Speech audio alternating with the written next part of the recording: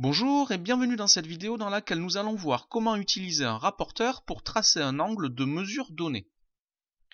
Alors nous allons travailler sur un exemple de construction et nous allons donc tracer un angle dont la mesure sera de 48 degrés. Cet angle s'appellera l'angle XAY. Avant de commencer la construction, je me pose toujours la question: quelle est la nature de cet angle? Et je le note quelque part. Ici, 48 degrés correspond à un angle aigu. Ça me permettra de vérifier à la fin de ma construction que je ne me suis pas trompé en utilisant mon rapporteur.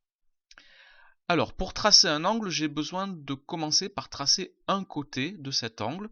Donc je positionne d'abord le point A qui est le sommet de l'angle, puis je trace une demi-droite d'origine A, qui sera le côté donc AX de mon angle.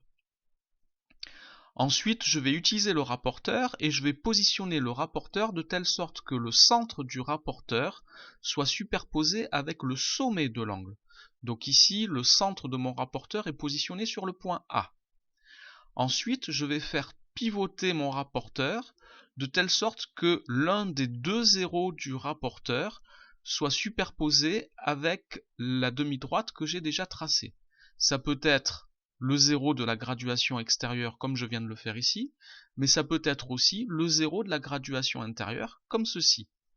La différence est que si je positionne mon rapporteur comme ici sur l'écran, je vais devoir tracer mon angle vers la gauche, toujours du côté des graduations.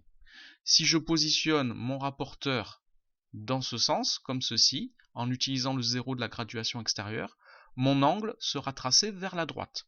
Les deux solutions sont justes s'il n'y a pas de conditions imposées dans la consigne.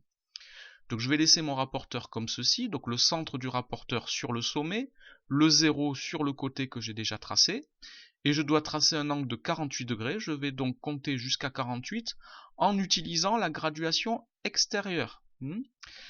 Attention, si vous utilisez la graduation intérieure, vous ne serez pas sur la bonne mesure. Et à 48 degrés, sur la graduation 48 degrés, avec un crayon, je mets une marque, comme je viens de le faire ici. Tracer cette marque perpendiculairement, si je puis dire ici, au rapporteur, cela permet d'être plus précis. Donc vous faites une marque comme je viens de le faire avec un crayon.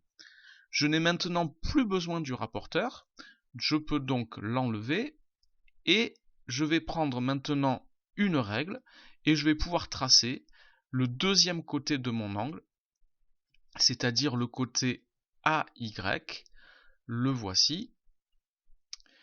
J'ai donc tracé ici un angle de 48 degrés, je peux indiquer la mesure de mon angle ici, et je reviens à la question que je me suis posée au début sur la nature de l'angle.